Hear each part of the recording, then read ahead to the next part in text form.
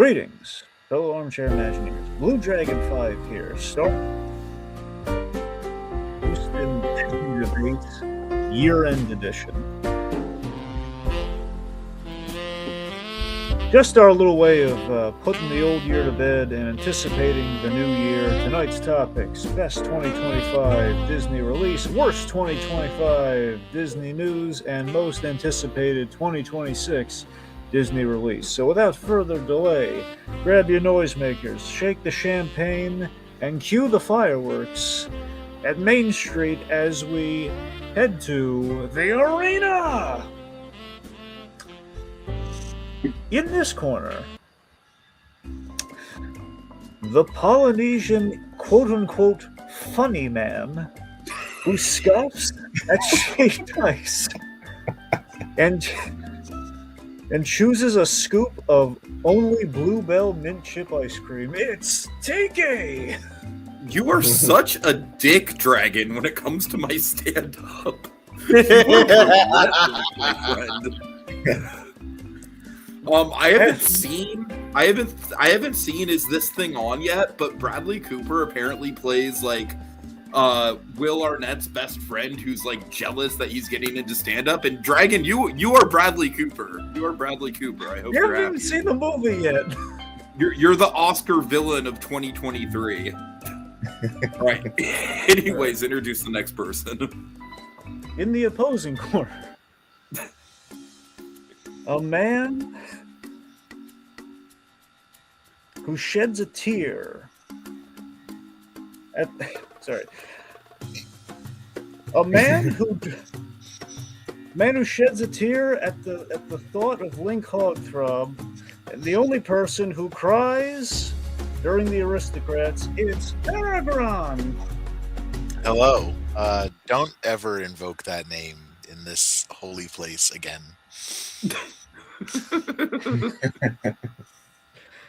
And joining me on the judges panel, Vitaly Munashiku and the Honorable Judge Rohit Dar. Hi, everyone. Good to be back. Hi, Rohit. Hey, man. First, how are we doing tonight? Pretty good. And you guys? Can't complain. I spite could of the fact that, like, once again, like the first week of the year, politics is just like, hey, here's something terrible that happened. Oh, yeah. So far. I know, right? What are you talking about, Tiki? You want to elaborate on that one for? Many of you guys stay in Minnesota. Yeah, and our friend Jacob Gulliver is in Minnesota, so my heart goes out to him. All that shit. So, yeah. Okay. All right. Anyways, don't mean to bring the mood down. I'm sorry. Well, you did. We're all sad. See, Dragon, I'm not funny all the time. Well, you're not funny in the first place. Okay. Man, that was a dickish response.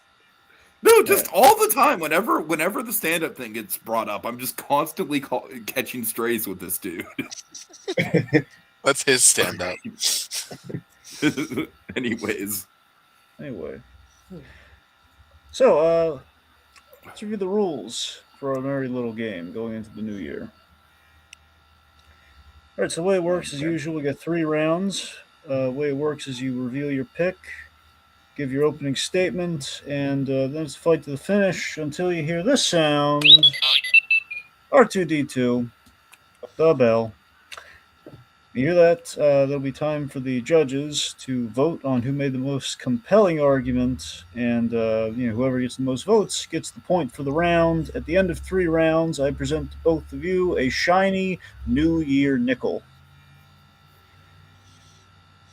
The way it works is lands heads, you can get a point. Lands tails, you could lose a point, and it will be flipped, because if you don't flip it, you have to give it to your opponent so he can flip it. All right. Makes sense to me. All right, starting now, there's a penalty phrase in effect. So whatever you could say, a word, a name, a place. You could even think it, and something bad's gonna happen to you. I don't know what, but something really bad's gonna happen to you. Oh no, the thought police are coming. Yeah. They brought a battering ram too. Oh, no, not again. Okay, so once we clear the main round, we enter the speed round, in which we are taking audience questions. Yes, audience, that's you. We're going to be taking your questions for the speed round. If you are so kind as to leave them, we will be inclined to use them when the time is right. And when that happens, you get to judge who you think made the most compelling argument. You get to pick the winner. Look at you go! You get to pick the winner. I'm so proud of you all. Just sit in your seats and just brim with thoughts, and we'll wait with anticipation for the speed round to use them. Okay. It's a race to 5 points. Whoever gets 5 points first wins the game. Gentlemen, do you understand these rules as I have explained them to you both here this fine evening? Yeah. Yes. Mm-hmm. All right, cool. Let's cue the randomizer. Let's see who's going first today.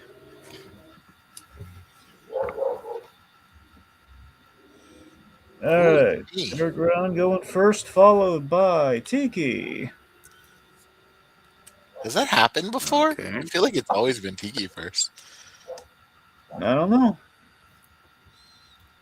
So, round one. Not that one. This one, right? Yes. Okay. Making sure. Hold on. Again, folks, sorry.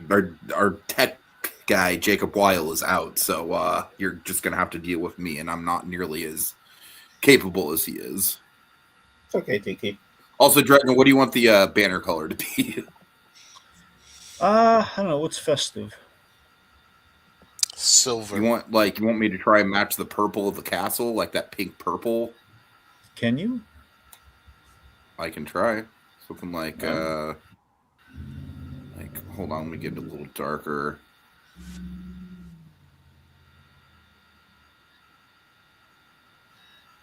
Maybe that?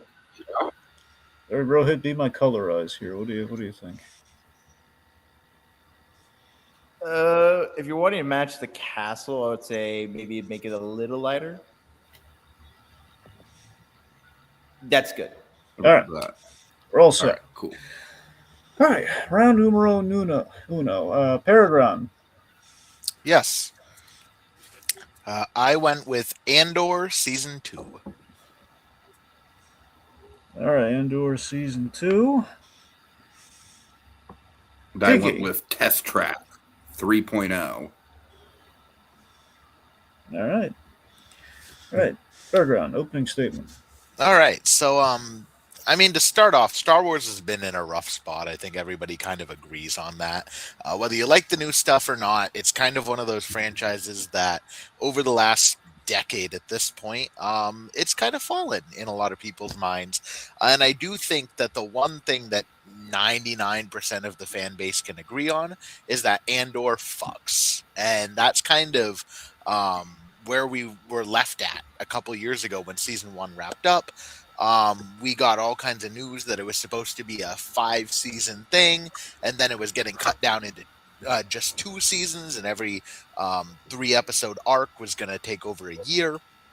And it became something that I think a lot of people were worried was going to not be great. And I genuinely think this is the best Star Wars content we've gotten.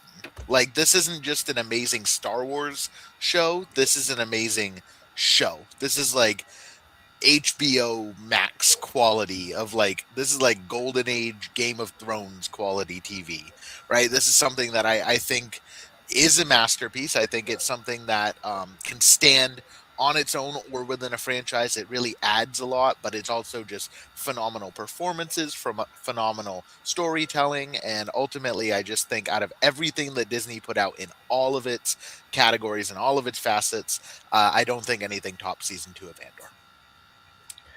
All right, Tiki. I'm going to be taking a little bit of a different approach with the argument here. Andor season 2, it's great. Don't get me wrong. I will say one of the arguments I have is that I don't think it has the high of highs that is the prison arc from season 1. But my big argument here with Test Track being better than Andor. And this is one of those things where it's like we're kind of comparing two different mediums. So Yeah, how do you almost, compare these two? Right. And this is even technically a new ride. It's like an overlay of a ride. But I have one word that defines the reason I picked Test Track over Andor, and that word is hope. Because Test Track to me represents the hope of what Disney could do with Epcot in the future. It represents to me like, okay, like this is a really, really, really rock solid first step as far as like this feels like classic Future World, but it has the technology and innovation of a modern Disney attraction, and not like a terrible modern attraction, but like an actual like really good, well done Disney attraction. And honestly, with Andor, my argument is that like, yeah, it's good, but it's over now. And that's probably the best Star Wars we're ever going to get. But like, who knows what Star Wars is going to be in the future?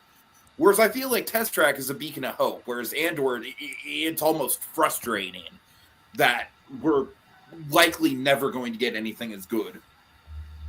So that's kind of where I'm at with it. I feel like Test Track just as far as like if you're looking at it from like the perspective of like a New Year's resolution of like, yes, this is good for the company. I think Andor is a good product. I think Test Track is good for the company. So that's where I'm at.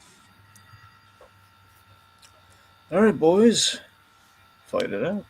All right, so I think kind of my biggest issue, and it really is kind of a how do we compare these two things? Right. Because, like, you know, I have better storytelling and performances, and you probably have better rewritability. I can't imagine writing Andor season 2.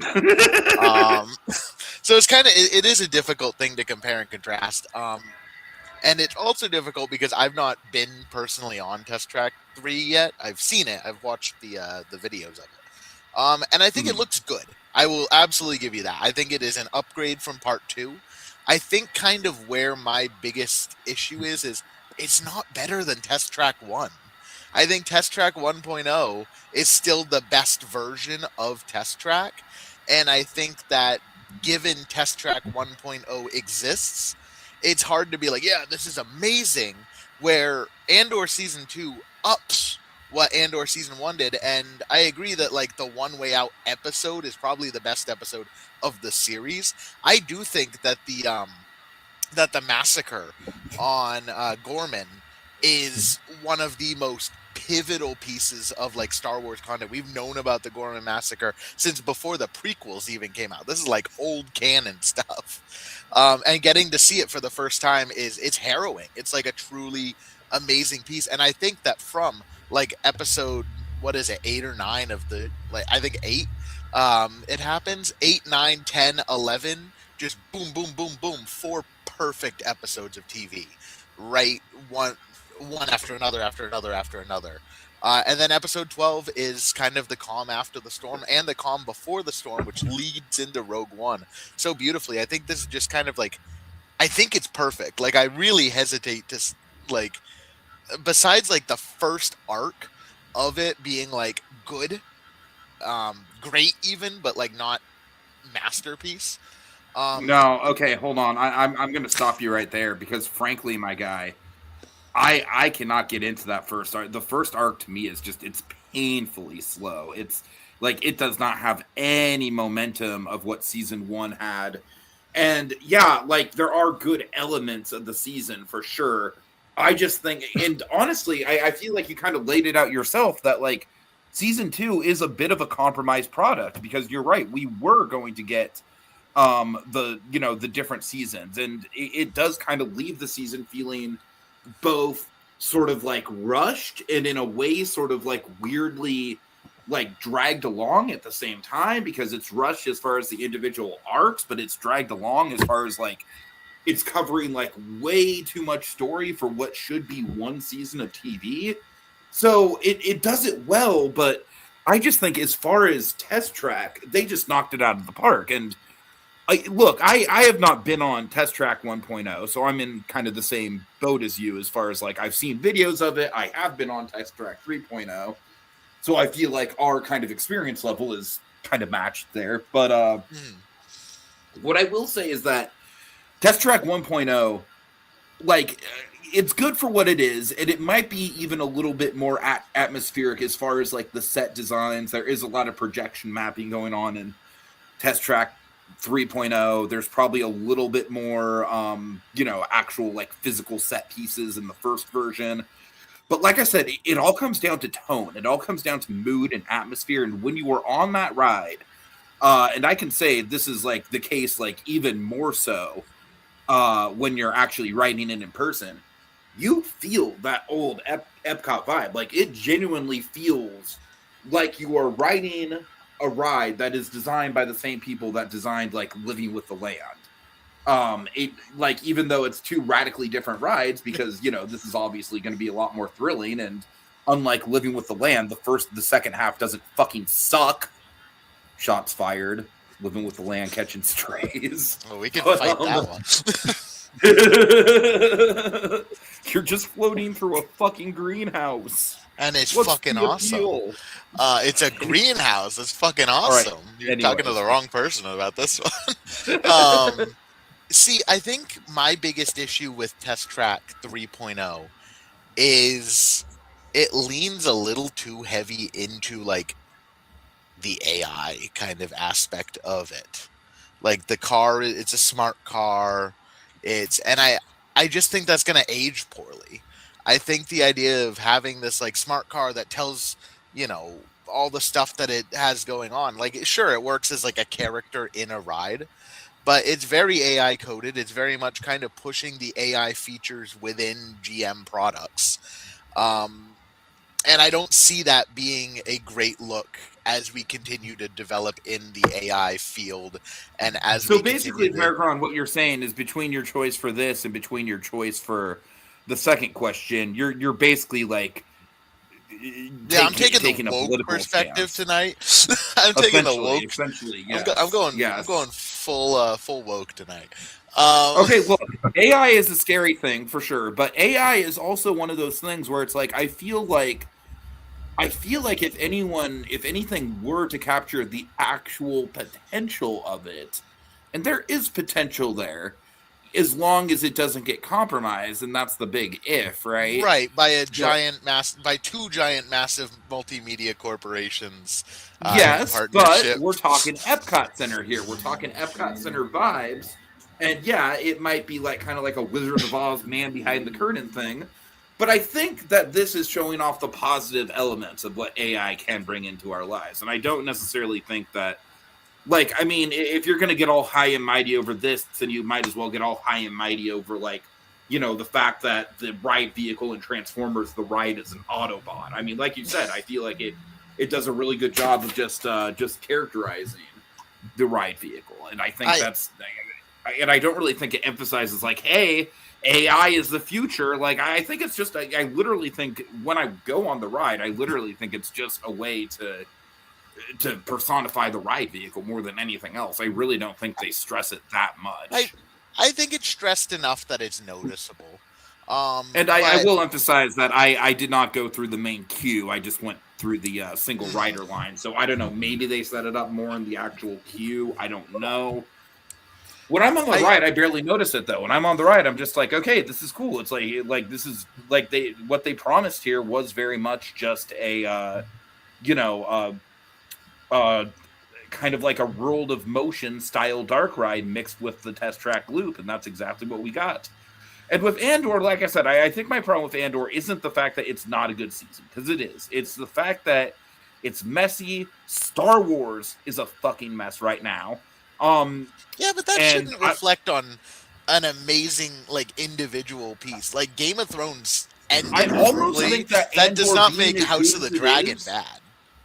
Okay, I almost think that Andor, being as good as it is, almost like dilutes the rest of Disney Star Wars. Like I don't. But that's not Andor's problem. That's not like. But I don't think it's good for the ecosystem of Disney Star Wars. Like I think, and it's a really good show, but it's not Star Wars in the way that Star Wars is meant to be, and that is just a pulpy cereal. Like, don't get me wrong, it is a good product. It's just kind of like. I know I have a hard time getting into it, frankly. I do. I just do. It's one of those things where I think Tiki's season taking 1 the was Star great. I Wars think theory season approach. 2. I think season 2. There's just too much going on. There's too many. Like I said, I think season 2. The main problem is just that they are literally trying to squeeze 4 seasons worth of storytelling into a See, single I would have season, loved 4 seasons of it. Don't get me wrong. I'm not saying I wouldn't. But I do think that they made the right choice. They made the choice that, yes, Diego Luna is getting older. Yes, all of these stars are getting older. And if we stretched it out another, it takes a long time to make TV nowadays. If they continued to stretch it, we'd have 60-year-old Diego Luna trying to lead us into Rogue One, and that would have been a really bad product. So I do think that they ultimately made the right choice, and I think they did it really, really masterfully. Like, by the end of the season, I felt completely fulfilled with this character arc, with all the characters that I had grown to really enjoy. I liked where everybody ended up. I mean, it's Emmy Award winning for a reason, right? These are like some of the best performances in a Disney thing. Forget a Star Wars thing, in a Disney thing in ages, right? Stellan Skarsgård here, I think he was better in this than he was in Sentimental Value, and I'm going to stand on that hill and die on it. I mean, I'm not going to lie. I'm not going to argue with you there. I think Sentimental Value is overhyped as fuck. I think that the Okay, done. I didn't even get into K2SO. Okay. Yeah, too bad. All right, Rohit.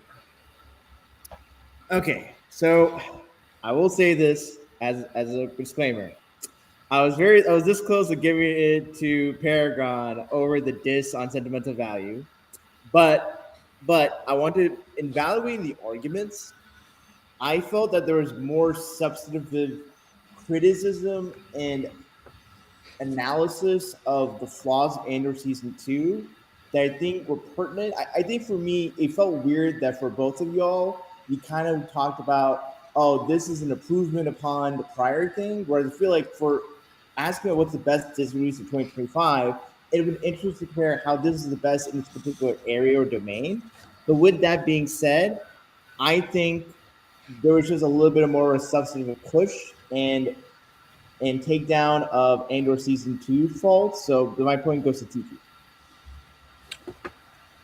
All right, Rohit awards his vote to Tiki. Vitale, where are you leaning? Okay. Even though it's weird, it's about a theme park ride to a show. I guess, yeah, I'll give it to Tiki because with how the park is described, I guess I would give it to Tiki because of how it kind of goes back to Epcot, and Walt Disney always was passionate about theme parks. So I'm talking about that as far as like what Disney is, and then so I guess because of Andor, it is like Disney just like Andor exists because they bought Lucasfilm. So from that, I'll give it to Tiki. Although, Andor season 2 is really good. Not that my vote counted, but it was for Pegron. But still, Tiki gets the point. Yeah, Tiki. Yeah. In spite of your sentiments of value slander, I'm just gonna put that out there. I'm gonna drop something right now. I haven't even watched Andor season 2 yet.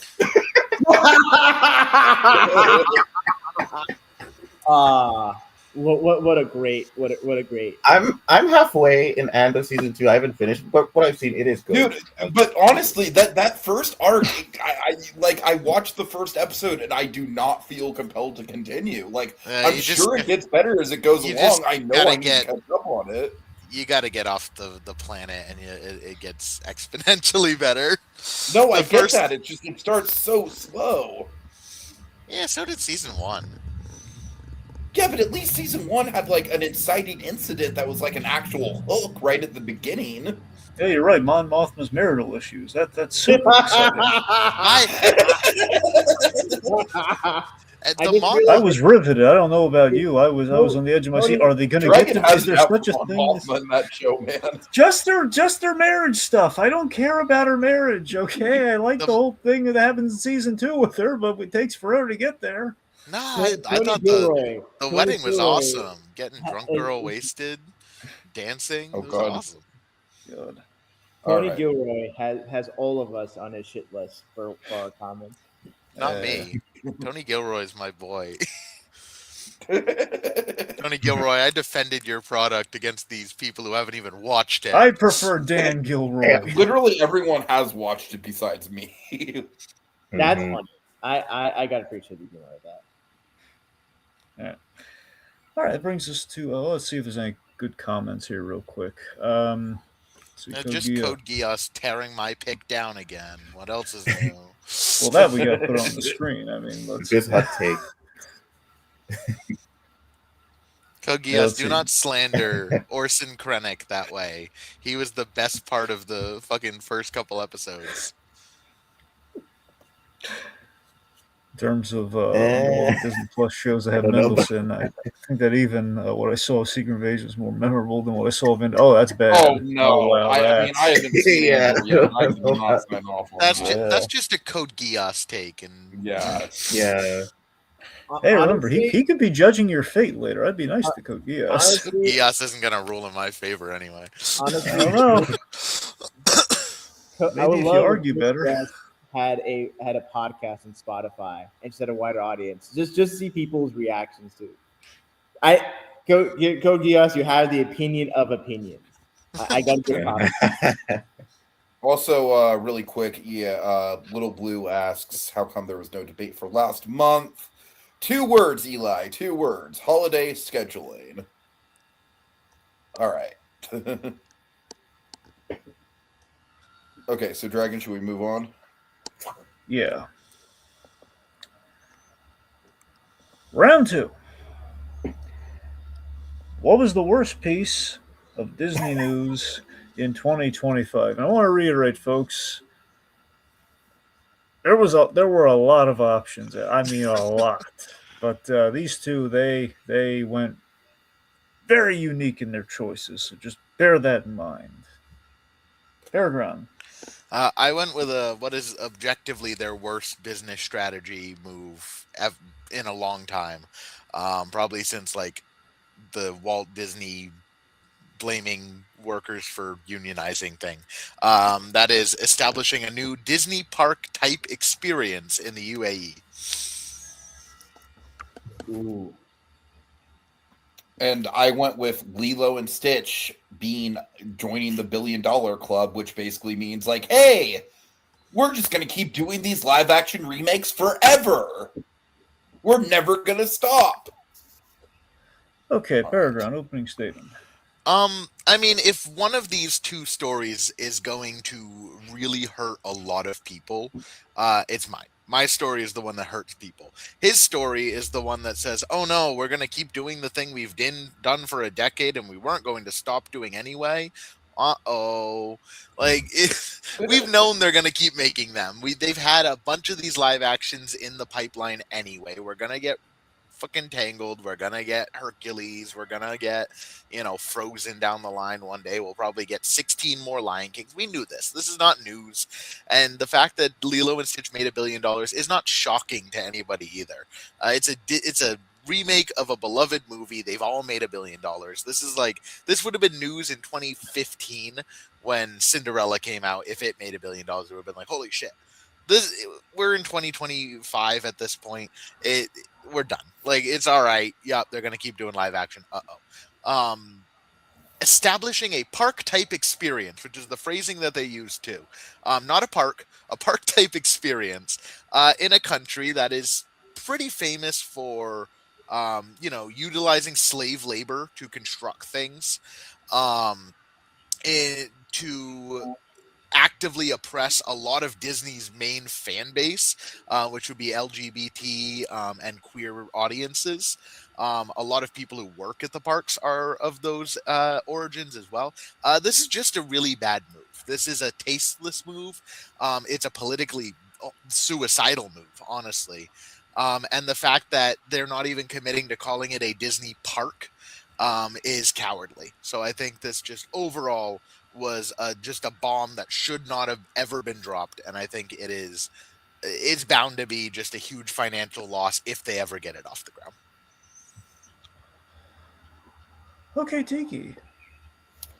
I don't know, man. Regardless of the politics of it all, Six Flags Qiddiya City looks like it's a fucking banger of a theme park. So there's that. But no, here's the thing. I actually have direct proof that contradicts what you said.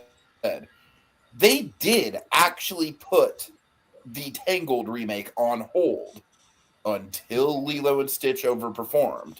So when Snow White bombed, we were headed in the right direction.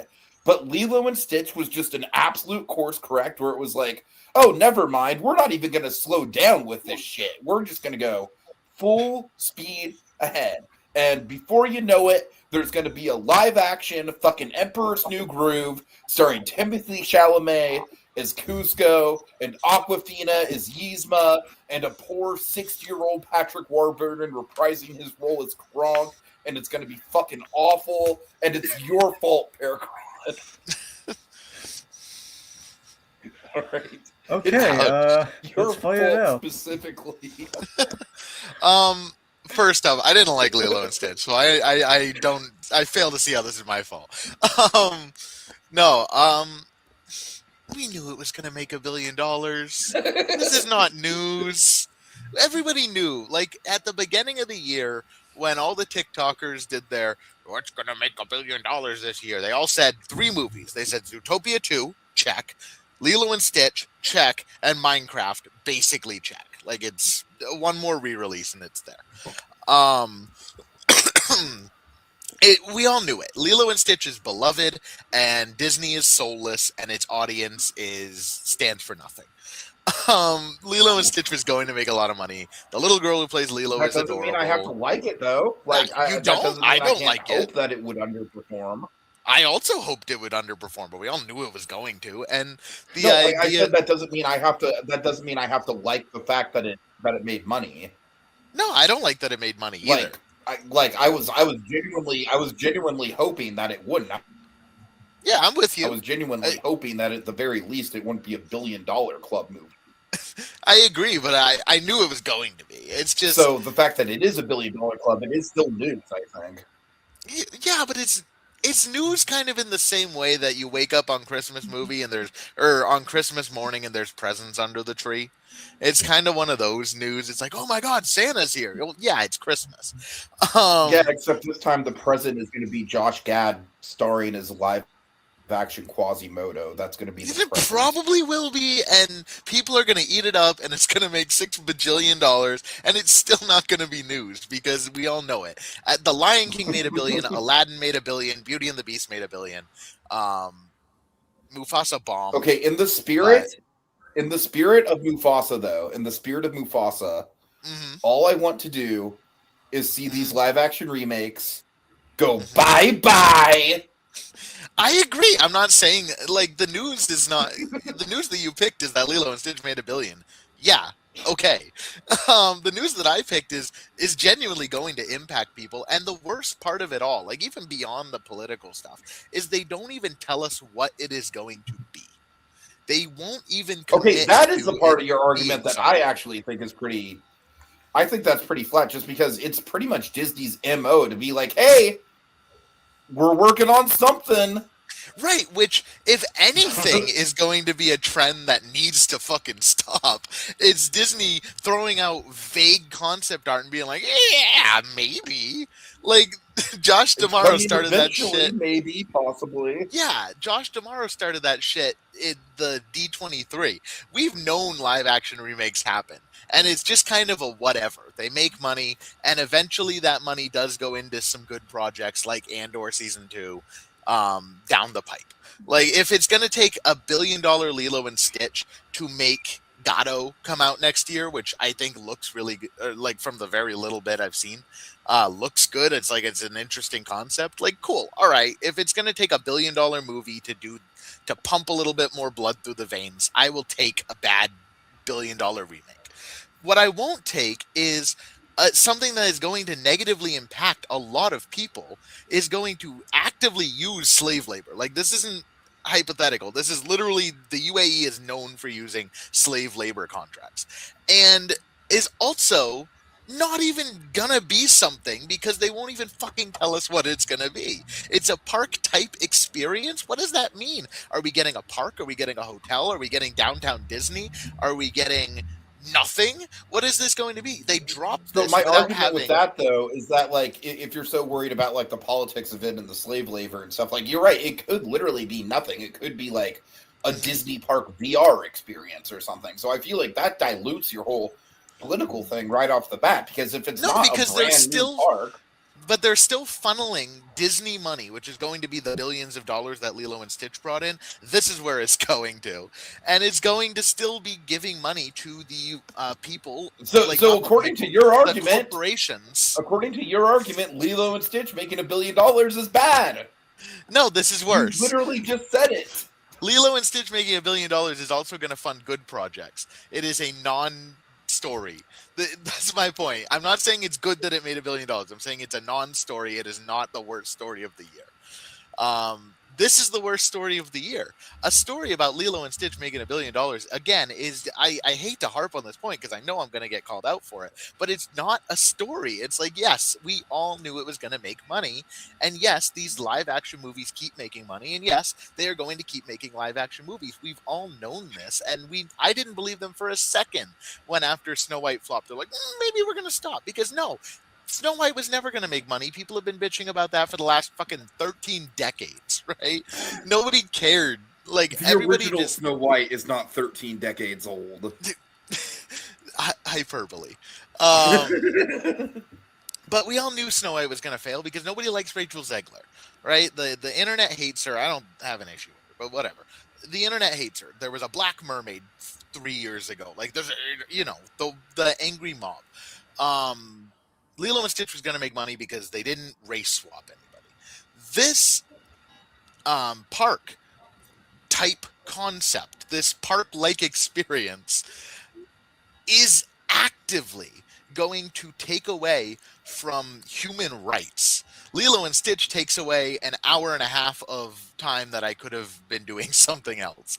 And I think at the end of the day, that's the crux of the issue.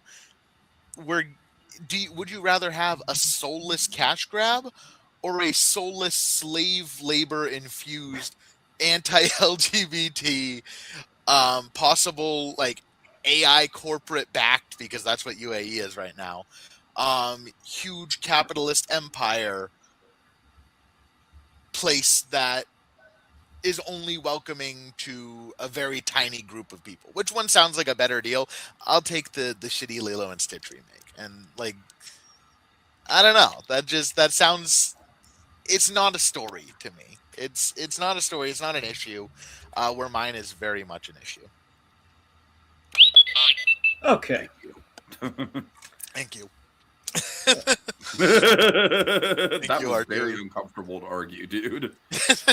Yeah, tell me why slave labor is good, Tiki. All right, I was like, Lutal? I do not want Look, to repost this. If me and Laser Dude was doing this particular debate, we would not show our best selves, but this would be fucking great content for us.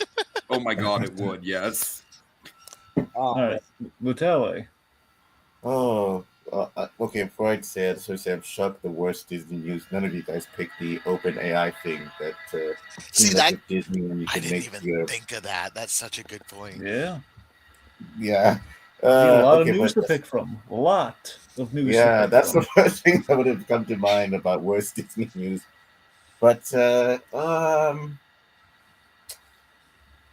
I guess I'm gonna go to Tiki because I do think the live action yeah, it's because it's just the live action remakes are just so lazy and soulless and just aren't as good as the originals, and Disney just being like, okay, let's just what is another classic animated film we did, let's remake that again and again and again. It is just worse, and also just worse for the industry. So yeah, I'm gonna give it to Tiki.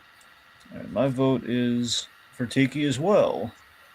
Not that my vote matters. I would go for Pegron, because here's the thing, Tiki. I feel like you should have made this point. If I was you, I would have made the points like, look, if Leo Stitch makes money for good projects, couldn't the Saudi Arabia, UAE thing bring money to good projects, right? Everything that Disney does that makes profit is going to be funneled around different divisions. But I think ultimately, the fact that we had a history of live action remakes and the fact we're putting experience in a country that has horrific human rights and, treatment of LGBT, my vote goes Pegron, but Tiki gets 2 out of 3. So All right. All right, let's see. So in the Also, comments, Kogioff wants Disney to make multiple remakes of Frozen. let me get the Multiple fainting couch. Hold on. Let me find the fainting couch with this revelation.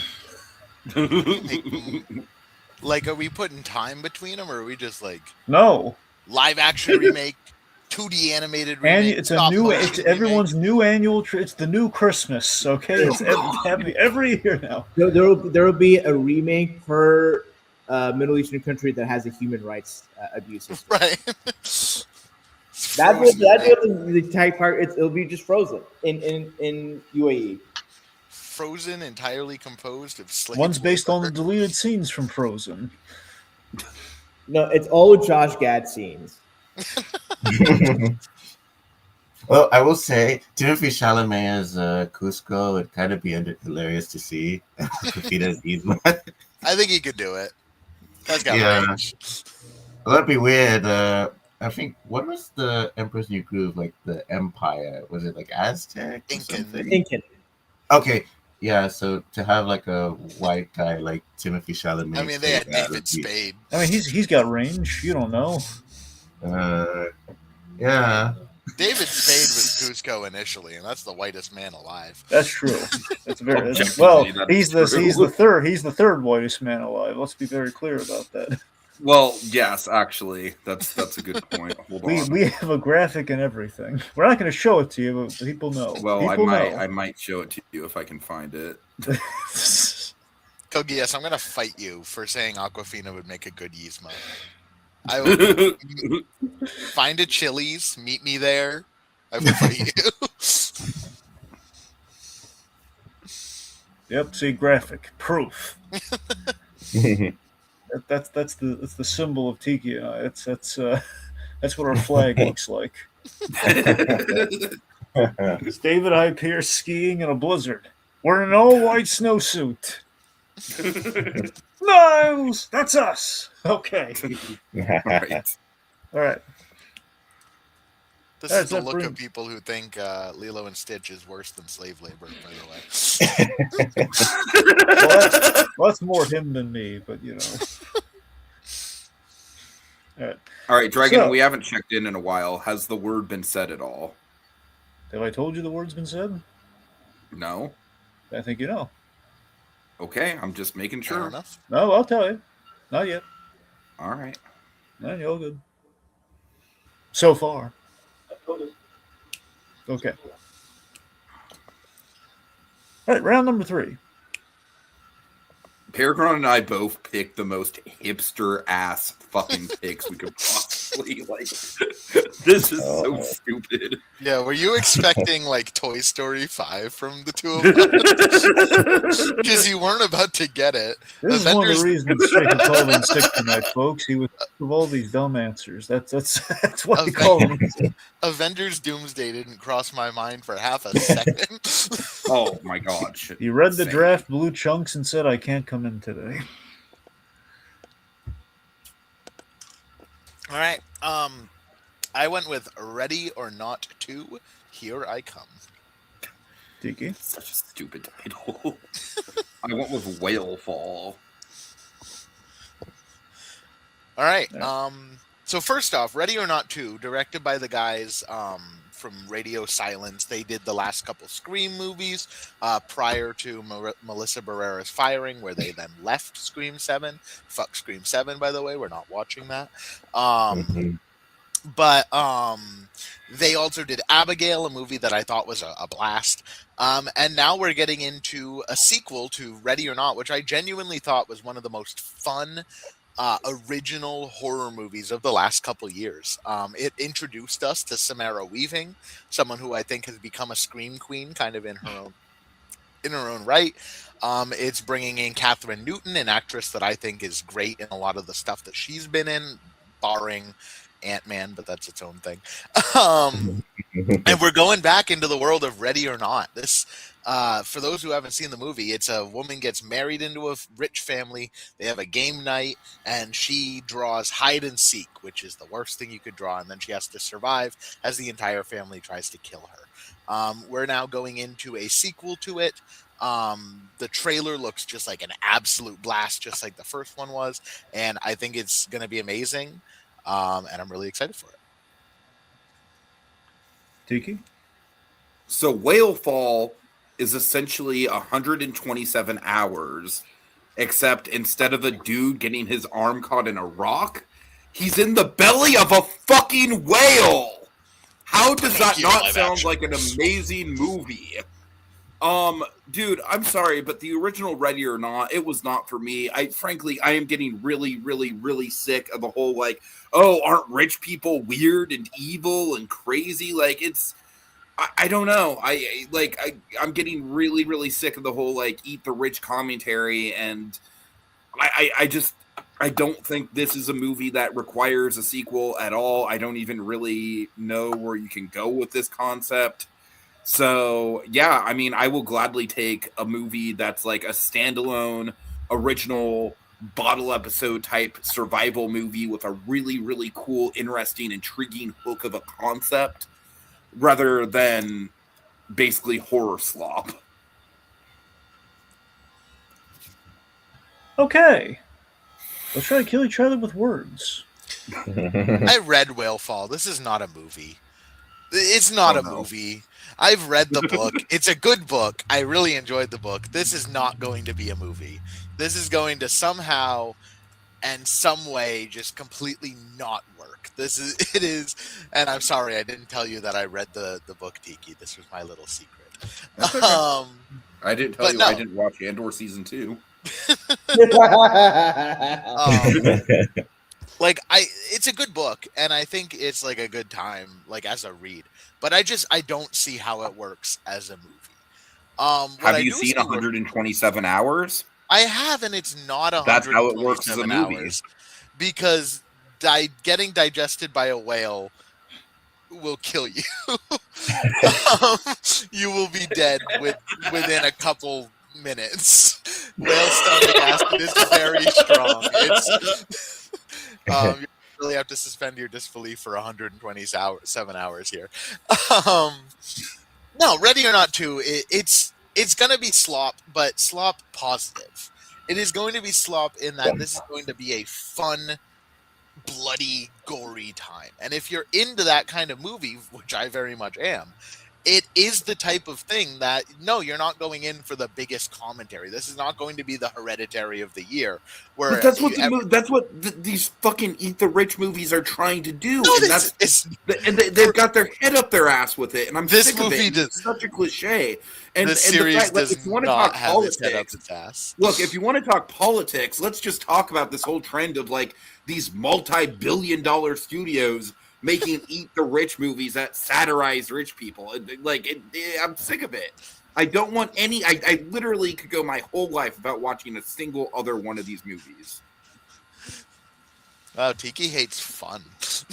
That's what Tiki's telling me right now. Tiki's like, I don't like fun movies because of politics. I can excuse slave labor, but I don't like fun movies. Ready or Not is, it doesn't have to be everybody's thing, and this is just what should we be most looking forward to, and honestly, not much. This is a movie that I thoroughly enjoyed. It ended up in my top 5 of the year it came out. Didn't it come out in 2020? 2019. Okay. Which was a really That's a solid top year. 5 of 2019? Are you high? It might be top 10 now, but it was in my top 5 when I listened. 2019 was a killer year, and I had a lot of fun with this movie. This is one of those guilty. It's one of those guilty pleasure movies that I just absolutely love. Uncut Gems, Parasite, Parasite was in there. Don't worry. Knives Out. Knives Out was also in there. I actually don't think I had seen Knives Out when I made that list. So many good movies that anyway, year. It's a movie that I really Lighthouse. That was my number 1. Fuck, you got me letterboxing right now. This is Tiki strategy. Get Pegron distracted by his letterboxing 7 years ago. No, it seriously baffles me that this is in your top 5 of 2019. I'm just saying that was a banger. I thought year, it was dude. and I thought this was a banger movie. It was such a fun time. Right, I look, like this. At the end of the day, this is not a concept that begs for a sequel. This is not like The Have you seen Conjuring the or trailer, Nightmare on though? Elm Street, where we can do a lot with the premise. Like, what the fuck are they even going to do? They've she already done inherits the entire estate as the sole surviving member of the family. That's the premise. She inherits it, and now But as the survivor, why would she put on another fucking she's slasher? not, because now the extended family's here. Oh my god, I literally couldn't care less. I literally couldn't care less. They want it back. T, explain to me why your movie about a dude in a whale's stomach is better than a gory blood. Because it's an original premise. It's 127 hours, except impossible. Movie? Have you ever seen a movie with this premise? Yeah, Jonah and the whale from the Bible. I literally just cited Jonah VeggieTales movie. I literally just cited that. Yeah, okay. Jonah the. Okay, I've heard enough. That tears it. Okay. That's a killer lie. That needs to be in the highlights for the end of the year. I don't even understand why that was such a takedown, because I literally just cited Jonah of VeggieTales movies. So, oh yeah, well, what about Jonah and the whale? I don't even get why that was like such a big takedown. I didn't hear that part. Anyway. All right, Rohit.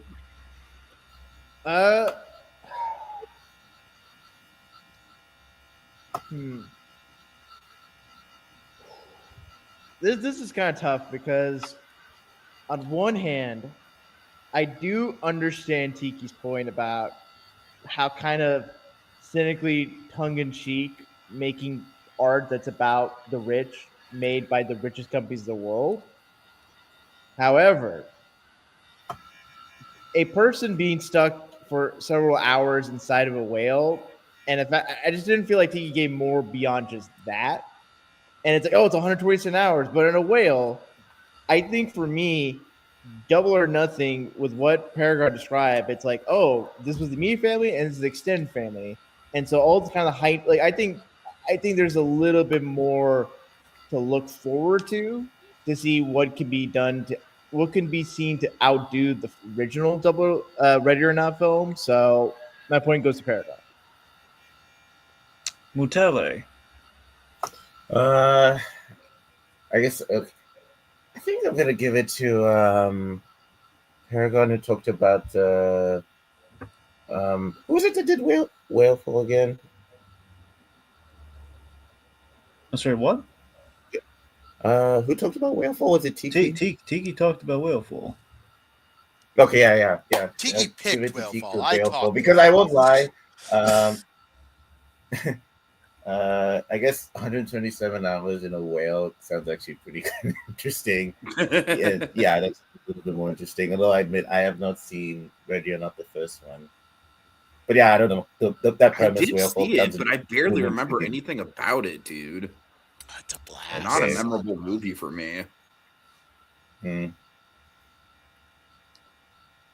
so is your vote for Tiki? Yeah. Yeah, so it is for Tiki. Okay. Yeah. All right. I'm voting Pegron. Okay.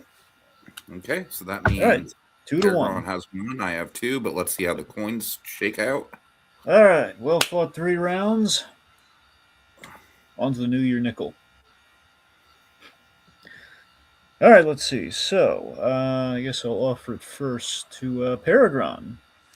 Pegron, So you the want to flip? option here is either I tie Tiki, I go back to 0 and Tiki stays at 2, or I forego it and give Tiki the option to get one ahead of me. No, thank you. I will flip the coin. All right, let's flip it.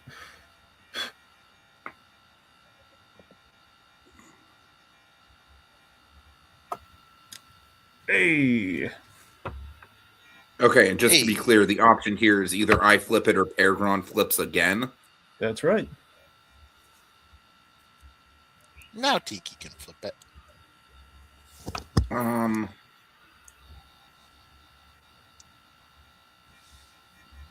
Okay, I think I'm going to go ahead and let Pegron flip again.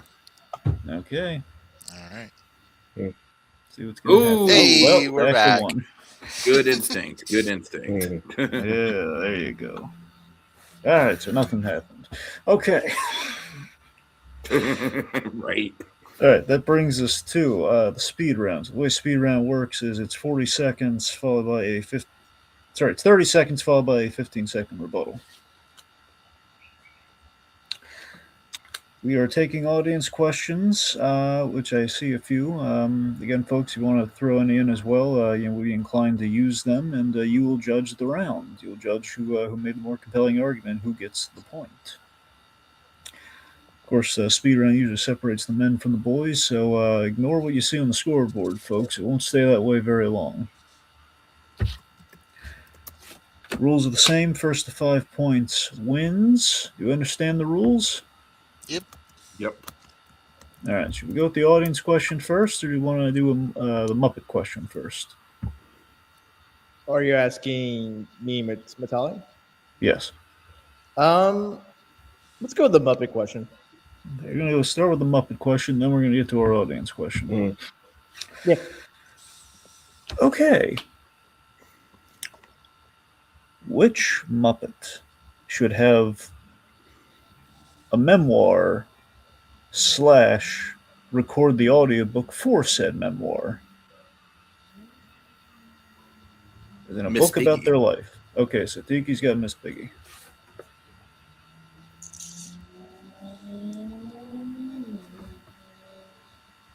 I could do the meme thing here. Fuck it, Link Hogthrob. Oh my god.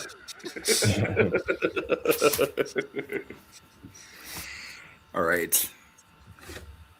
Okay, Miss Piggy is the obvious answer, but she's the obvious answer for a reason. Like you are literally just going in it for the meme, man, and I am going in it for the logic. Miss Piggy, could you imagine Miss Piggy narrating her own audiobook? It would be incredible, and just like all the trials and tribulations, all the tea that she could spill over the relationship drama. Like, who would not want to read a book like that? It would literally be a bestseller. It would top the charts. It would be amazing. Yeah. Pegron. Miss Piggy's great, but I don't see her actually reading her own bio. I think she would pretty quickly give up. Link Hogthrob, he has nothing going for him. He is an actor who is past his prime. He is the prime target for somebody to release a memoir. This is somebody who had his day, and now he needs every little nickel and dime that he can get. So, boom, put out a book. He can absolutely narrate it. He's got a good voice for narration. I could see him doing Audible. And people would read it. Oh, Pegron, you sweet fool. Miss Piggy absolutely not have the willpower to resist narrating her own audiobook. And yes, it would be a nightmare to record, but guess what? That's the gag of the Muppets. Could you imagine recording with a lot of flubs and bloopers? I just don't think she'd do it. I just don't see it. I do see Link Hogthrob sitting there for grueling hours to read his memoir because it literally is all he has going for him currently, besides haunting my nightmares. Miss Piggy, she's got a movie coming up produced by Emma Stone. She ain't got the time. Okay, I thought this one was interesting. Clearly, it's the year of the pig, which is why Pegron's scared. But, by a narrow margin, I think I'm going to go with Miss Piggy on this one. I'm going to go with Tiki. Wait, Draggy, you said this is the year of the Chinese pig? Well, I mean, not really, but kind of. It's like the year of the pig, kind of. How do you not think that Miss Piggy would not have the ego to want to narrate her own? Oh, I think she has the ego. I don't think she has the patience. But again, that's the gag. Anyways. All right, let's see. Real quick, Kogia suggested Swedish Chef or Beaker narrating an audiobook, which I think is a brilliant idea. You know, Uncle Deadly would have a fantastic memoir, though. You know, like he has all the dirt on Hollywood. Just throwing it out there. Okay, God. so, yeah.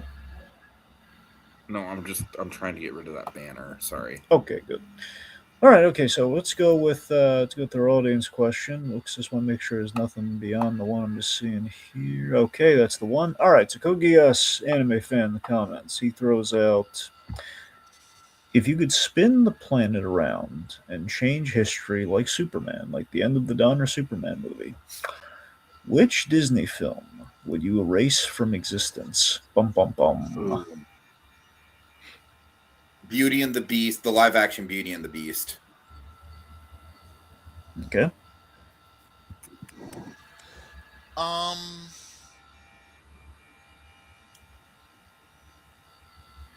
Mars Needs Moms. Okay.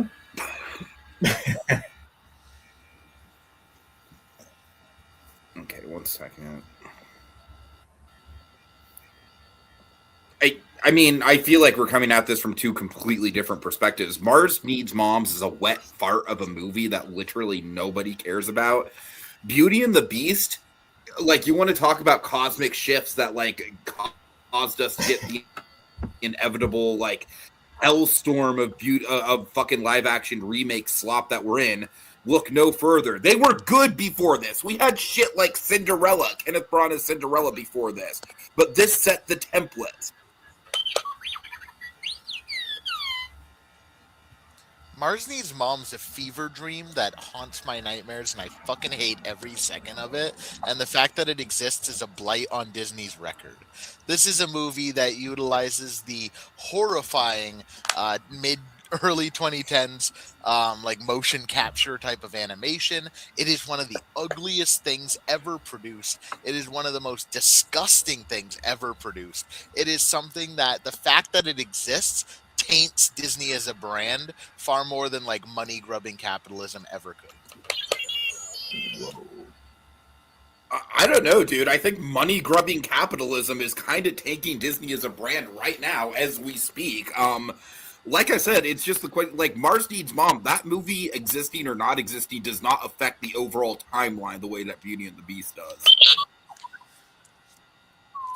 Utilizing some sort of butterfly pattern kind of bullshit, Mars Needs Moms led us to this.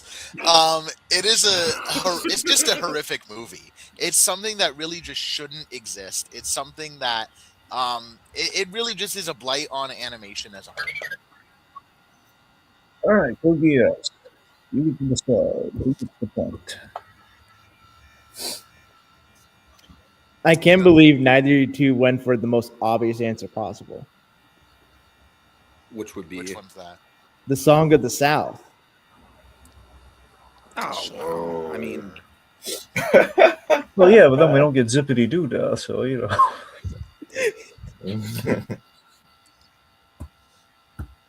or any of the questionable propaganda films in the 30s and 40s. We wouldn't have people really angry about Tiana's Bayou Adventure if we didn't have Song of the South. Some people really hate beignets, I guess. I don't know. Tiki gets another point. Yep, Tiki's got 4 on the board. Yeah, I'm kind of crushing it. Yeah. So far. Oh boy, so I got to make this next question a good one here. Oh boy, so you don't have to. All right, Let Kogias pick again and just give Tiki the win. Wait, don't even have to debate it. I have a question. You actually have a question? Yes, I do. All right, go and on. This will piss Tiki off the high hell, but I would love to see him answer this question. Oh God. Okay.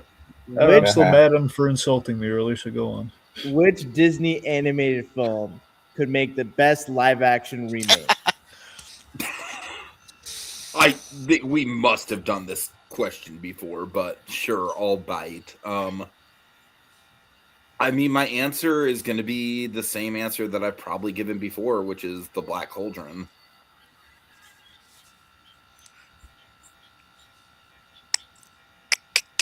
Would it be as good as Cars. if it was made? Cars? No. Okay, hold on. Are we counting Pixar? Are we counting Pixar, Rohit? I'll allow it. Fuck. Cars. I kind of feel like okay, whatever. Whatever. You want to change your answer, Tiki? Pick a Pixar. No, he can't change his answer. Yeah, that's the thing. I didn't know that Pixar was on the table. I'll ask the question. I'll permit it. I'll give Tiki the chance to pick something for Pixar. A Bug's Life. It is a live action remake, right? Welcome to the Jabba the Hutt question. Wait, the question is best, not worst. Mm-hmm. You know what? I'm sticking to my answer then. Black Cauldron. Yes. All right. Can I ask the question? How the Actually, let Mutali ask this. I mean, if you have a question, if this is a question that's already been asked before, Mutali, do you have a question that has been asked before? Oh yeah, I don't think it has been, but I guess which property has Disney handled which Fox property has Disney handled the best? Okay. Predator or Alien? Ooh. Out of the two, I'd say Alien. I'll take Predator. Okay. All right. I mean, I'm not that big of an Alien or Predator fan, but like, I didn't see the Alien TV show, but I've heard decent things about it.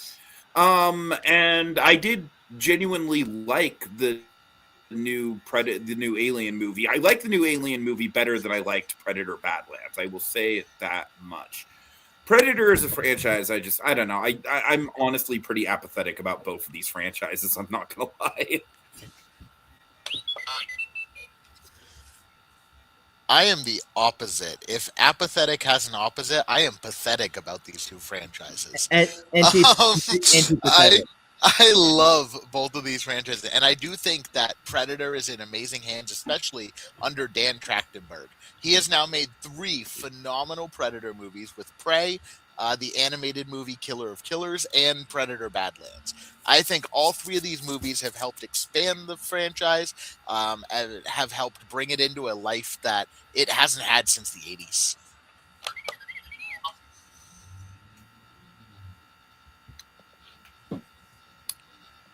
Predator Badlands is like mid at best. That movie fucking falls apart in the third act, dude, and it's trying so hard to be the Mandalorian. At least with Alien, the new Alien movie, I think it's Alien Romulus. We got introduced to David Johnson. That in itself is a win.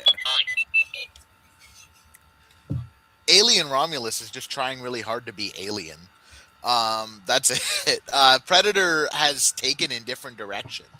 We have had 3 movies from the same director under the Disney banner, all incredibly different takes from what we're used to with the franchise. It's super interesting.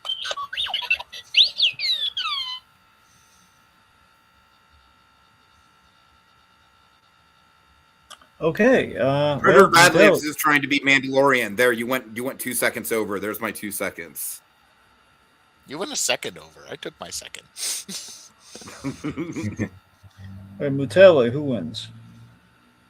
I'd probably say Pegron, because Prey is really good.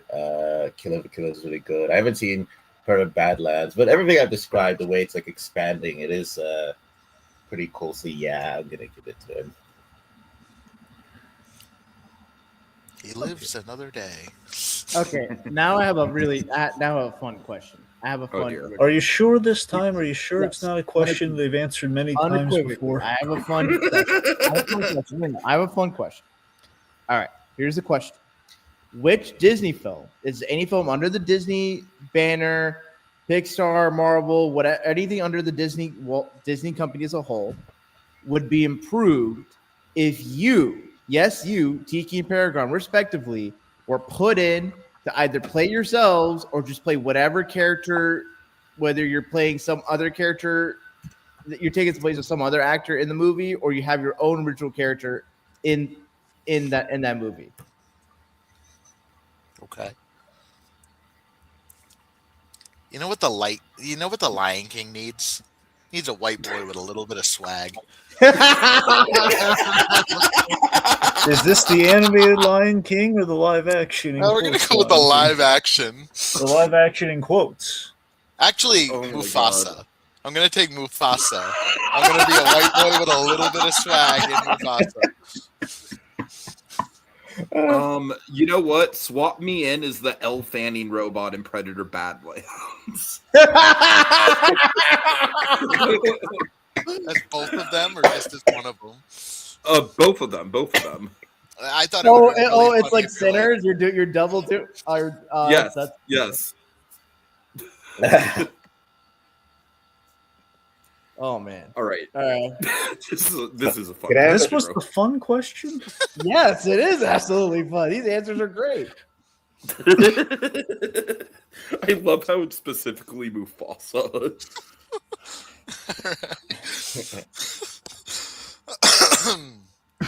Like I said, what the Lion King needs is a white boy with a little bit of swag, right? And that's what I'm going to bring to the Mufasa the Lion King. I'm going to be traveling with this group of heroes, and I am going to bond Scar and Mufasa by taking the kingship myself. I'm going to step in and be like, brothers, I'm in charge now. And then they'll never fight. And then Scar will never kill them, Mufasa, and then Simba will never get Hakuna Matata. I am going to save the world by stepping in and doing my white boy power and take over the Pride Lands. Wow. So you're fundamentally, like, basically ruining the entire Lion King canon? Okay, yeah. Fundamentally that sounds like improving it if I'm Simba. Hey! Oh, sorry. That Okay, was not... hold on. Yes, my bad. Yeah, no, okay, hold on. I'm gonna let it run for like 5 seconds and then I'll continue, all right? Because you straight up interrupted me. Okay, so my whole argument with Predator Badlands is that I think Elle Fanning, I like Elle Fanning as an actress. I really, really do. The tone of her character was like the worst kind of comic relief. Could you imagine me, the cynical asshole, like basically just being like, Predator, what are you doing? This sucks. Like, it would be great. It would be way better than her shit.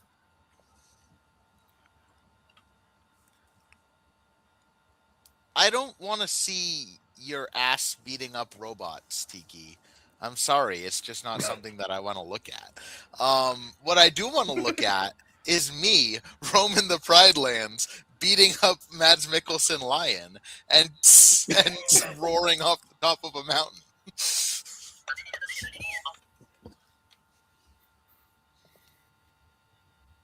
Hold on, sorry.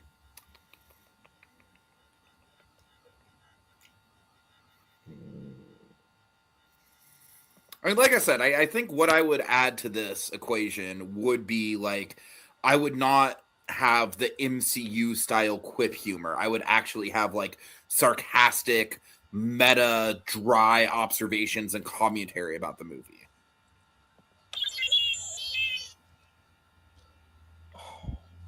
Man, Tiki, I would say this all love. I feel like your pitch sounds like a bad Red Letter Media sketch.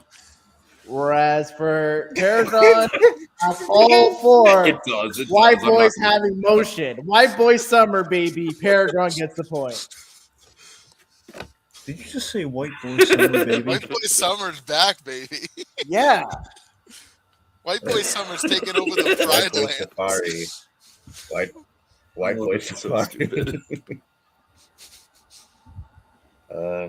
This is why you don't have a graphic. Can I ask another question?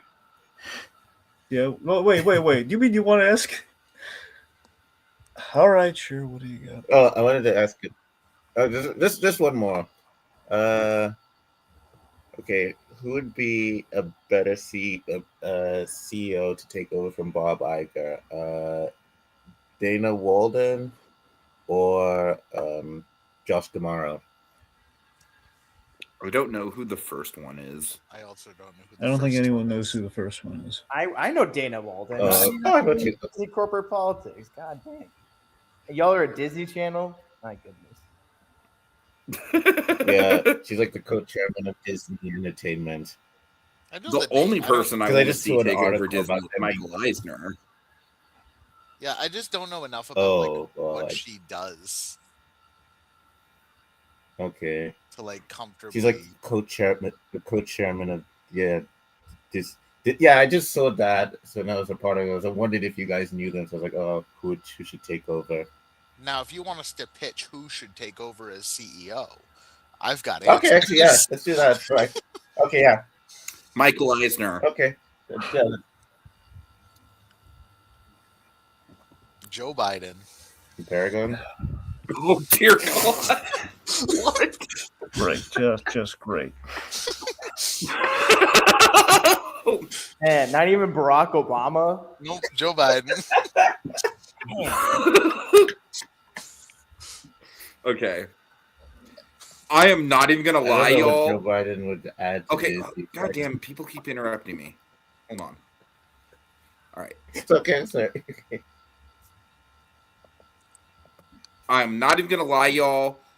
Michael Eisner coming back and saving Disney has been a sick fantasy of mine for a long time. And as the years go on, as Bob Iger and Bob Chapek just sink Disney lower and lower into the ground, I see Eisner for the maverick that he is. Did he make some mistakes? Absolutely. But you know what? The guy always was he always had creativity on the mind. I think he could do an excellent job.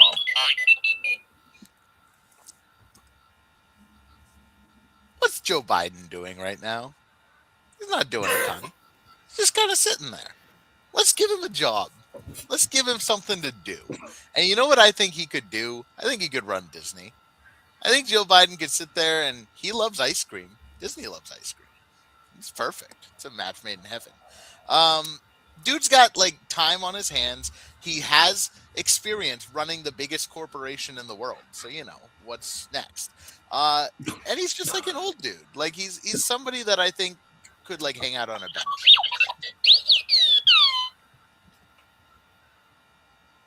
I mean, I don't even know. Like, Biden obviously has no experience actually running an entertainment conglomerate.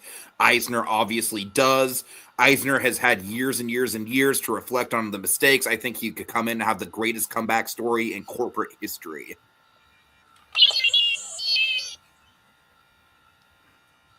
Joe Biden's about to have the biggest comeback in history when he swears in as the Disney CEO. And the first thing he says is, listen, Jack, Mickey Mouse, he's out. We're doing Goofy Summer, brother. It's all Goofy all the time. Was he possessed by the ghost of Hulk Hogan by chance? We're doing Goofy, brother.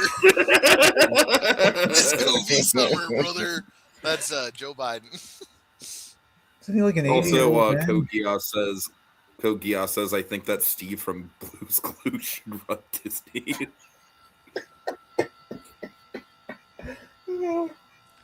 Now, what? Pegron, I think this is officially crossed over into being a chaos debate.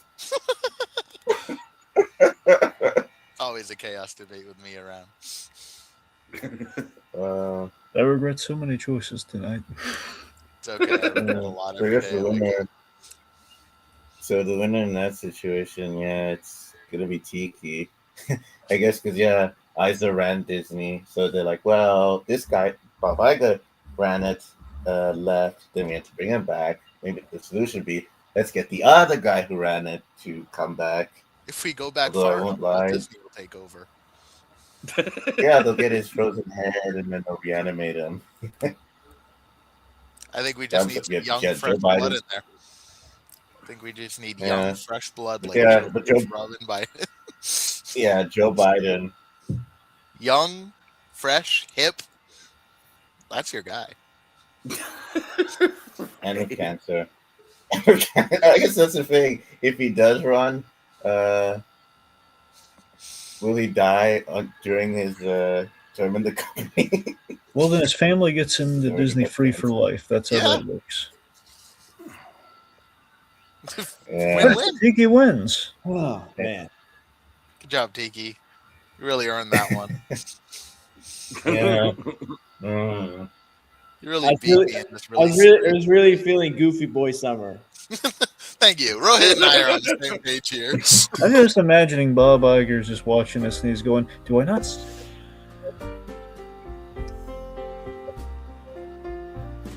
Good one, Dragon. Yeah. Oh, classic Dragon. Dragon, you want to take us out? He does. Thanks for tuning in, folks. Welcome to the new year, and see you next time. Love you all. Bye-bye. All right. Bye. Bye-bye. Adios.